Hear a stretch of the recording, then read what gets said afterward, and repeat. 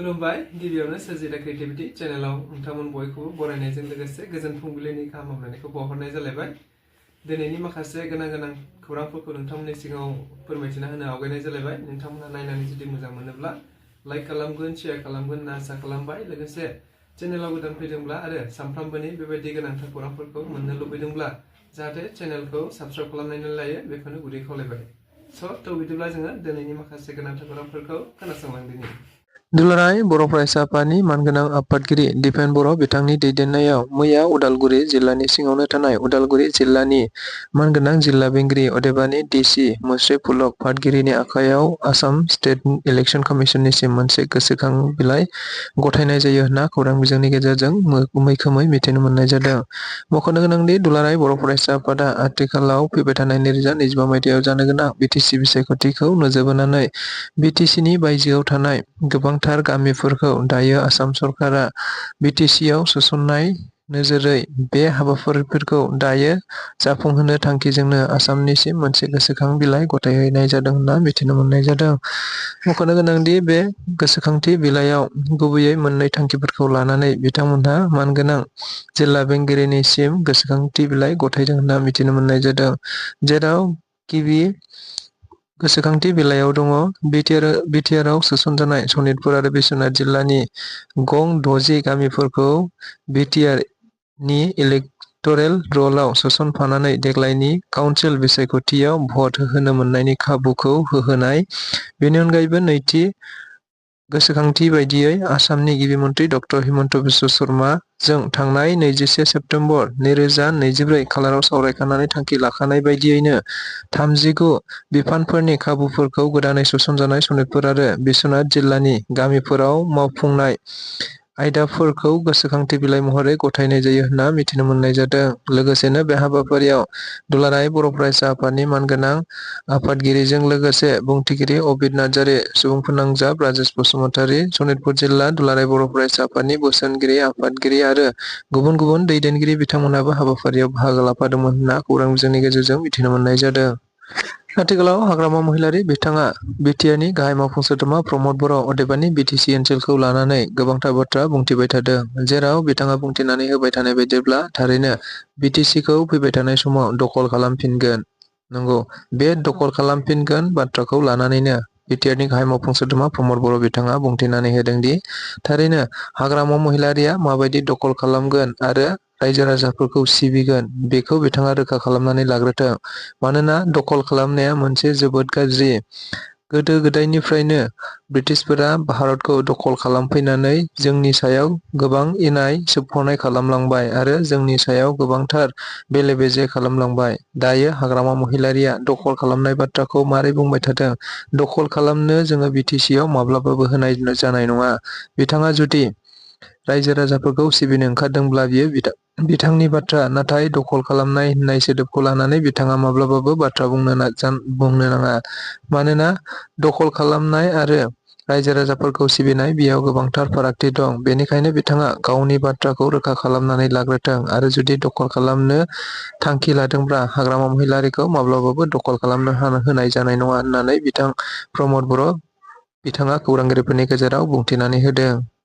आसामनि गिबि मन्थ्रि डक्टर हिमन्त बिश्व शर्मा बिथांनि थांखि बायदियैनो आसामाव ड्राग्स फ्रि अदेबानि ड्राग्स उदां खालामनायखौ थांखिखौ नोजोर बोनानैनो आथिखालाव गुबुन दाब दाब बायदि ड्राग्स फालांगि आरो ड्राग्स बाहायग्रा लाइमोनफोरजों लोगोसे गोबांथार आयेन बेरेखा ड्राग्स फानबाय थानाय सुबुंफोरखौ हमनो मोनबाय थानाय बायदियैनो मिथिनो मोनबावनाय बायदिब्ला मैयाबो मोनसे स्रोत सुलुंनिफ्राय मिथिनो मोननानै काछार पुलिस आरो बिएसएफनि जथाय नायबिजिरनायाव मोनसे स्रोत सुलुंनि गेजेरजों 10,000निफ्रायबो बांसिन याबा टेब्लेट बोखांनो हायो होनना मिथिनो मोननाय जादों। बे टेब्लेटखौ गुबैयै इन्ड'-बांलादेश बर्डारनि खाथियावनो बोखांनो हादों होननाबो खौरां बिजोंनि गेजेरजों मिथिहोदों। लोगोसेनो बे बोखांनो मोननाय याबा टेब्लेटनि बेसेनखौ आथिखालाव हाथायाव 3 कौटिनिबो बांसिन होनना मिथिनो मोननाय जादों।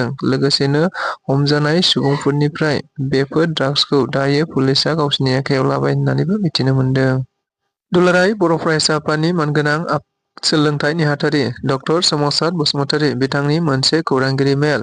थारैनो बिथाङा 27 फेब्रुवारियाव जानानै थानाय मेट्रिक आनजादाव मोनसे सोंलु फैनाय, जाय सोंलुनि फिननाय होनानै बिथाङा बे बाथ्राखौ खौरांगिरिफोरनि गेजेरजों बुंथिनानै होदों। जों बयबो खौरां बिजोंनि गेजेरजों मिथिगासिनो दङ। मेट्रिक आनजादा आथिखालाव सोलिगासिनो दङ आरो मेट्रिक आनजादाव दायो गोबांथार बेले-बेजेफोरा सोलिबाय थादों। बेनि गेजेरावनो दायो समाजारि बिजोङाव गोबांथार गोसारनाय बाथ्राया जाहैदों 27 फेब्रुवारियाव जानानै थांनाय मेट्रिक आनजादनि समाज बिगियान अदेबानि ससियेल साइन्स आनजादाव मोनसे सोंलु फैदोंमोन, जाय सोंलुआ UPSC, APSC लेभेलनि, नाथाय बियो मेट्रिक आनजादावनो फैदों आरो बियो मेट्रिक आनजादनि थाखाय गनायजाथाव नङा। गोबां सोंलुफोरनि बेबायदि बाथ्रा सिखांनायखौ जों बयबो खौरां बिजोंफोरनि गेजेरजों नुगासिनो दङ आरो गोबांथार खौरां बिजोंफोरावबो आथिखालाव जोबोद गोख्रैयै गोसारलांबाय थादों। बेखौ लानानैनो मैया सोलोंथाइ नेहाथारि बिथां डक्टर सोमावसार बसुमतारी बिथाङा गोबांथार बाथ्रा बुंथिनायखौ नुनो मोननाय जादों। थारैनो आथिखालनि मेट्रिक आनजादाव गोबांथार बेले-बेजे फोरा सोमजिबोबाय थादों, मालाबा समखौ लानानै, मालाबा सोंलु बिलाइफोरखौ लानानै। बेनिखायनो बेफोरबायदि जाबाय थायोब्ला थारैनो फरायसा फरायसुलिफोरा आनजादाव मोजां फिथाइ खालामनो हानाय नङा आरो बेफोरखौ नोजोर बोनानैनो दायो आसाम सरकार आरो सोलोंथाइ बिफाना बेनि सायाव मोजाङै नायबिजिरनायखौ सोलिहोनांगौ होननानैबो बिथाङा गोख्रों रावफोरजों बुंथिनानै होबावदों। BTC बिसायख'थिया गेजेराव आरो माखासे दानल' दंसै, जायखौ नोजोर बोनानैनो दायो BTC ओनसोलाव थानाय गुबुन गुबुन राजखान्थि दोलोफोरा राफोद खालामनांगौखौ नोजोर बोनानै गुबुन गुबुन जायगा आरो थावनिफोराव थांनानै राजखान्थियारि फोसावदिंनाय हाबाफारिफोरखौ आरो दोलोखौ राफोद खालामनाय थांखियै बायदि हाबाफारि लाबाय थादों होनना जों मिथिनो मोननाय जादों। नंगौ, बेबायदिनो UPPL राजखान्थि दोलोआबो दायो गुबुन गुबुन समाव गुबुन गुबुन बायदि हाबाफारि लानानै रायजो-राजाफोरजों सावरायलायनाय हाबाफारिखौ लागासिनो दङ।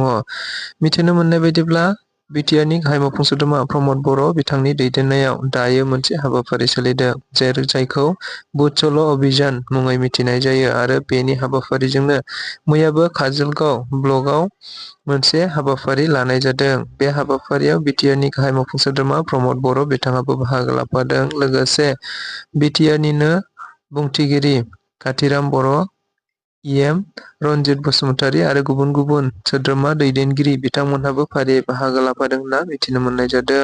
लोगोसेनो बे हाबाफारियाव ओनसोलनि रायजो-राजाफोर आरो दोलोनि गोबांथार सोद्रोमा दैदेनगिरिफोराबो हाबाफारियाव बाहागो लाफानानै मैखोमै जाफुंसारहोदों होनना बिथाङा बुंथिनानै होनायखौबो मिथिनो मोनदों। BJP राजखान्थि दोलोआव आरोबाव गोबांथार BPF राजखान्थि दोलोनिफ्राय जइनिं जादों होनना खौरां बिजोंनि गेजेरजों मिथिनो मोननाय जादों। मख'नो गोनांदि BPFनि मोनसे समनि MCLA अदेबानि दैदेनगिरि राजिब ब्रह्म बिथाङा BJP राजखान्थियाव जइनिं जाखांनायनि उनावनो बिथांजों लोगो लाफानानै BPFनि गोबांथार दैदेनगिरि सोद्रोमा बिथांमोनहा दायो साफानि उनाव साफा BJP राजखान्थि दोलोआव जइनिं जाहैबाय थानायखौ जों बयबो खौरां बिजोंफोरनि गेजेरजों सानफ्रोमबो नुबाय थादों। थिग बेबायदिनो मैयाबो आरोबाव मिथिनो मोननाय बायदिब्ला बनरगाव ब्लकनि सिङावनो थानाय गुबुन गुबुन प्राइमारिनि सिङाव राजिब ब्रह्म बिथांजों जइनिं जाहैदों होनना खौरां बिजोंनि गेजेरजों मिथिनो मोननाय जादों। लोगोसेनो बे हाबाफारियाव बाहागो लानानै राजिब ब्रह्म बिथाङा खौरांगिरिफोरनि सिगाङाव थारैनो बुंथिनानै होदों दि दायो BJP राजखान्थि दोलोआव सानफानि उनाव सानफा BPF राजखान्थि दोलोनिफ्राय जइनिं जागासिनो दं आरो बेबायदि जइनिं जानाया अरायबो सोलिबाय थागोन होननानै बिथाङा बुंथिदों। मख'नो गोनांदि मैयानि बनरगाव ब्लकनि सिङाव थानाय जइनिं जानाय जायगाफोरा गुबैयै सिजुगुरि, आफलागाव, सुखानजरा प्राइमारिफोराव गोबांथार BPFनि दैदेनगिरिफ्रा जइनिं जादों होनना मिथिहोदों।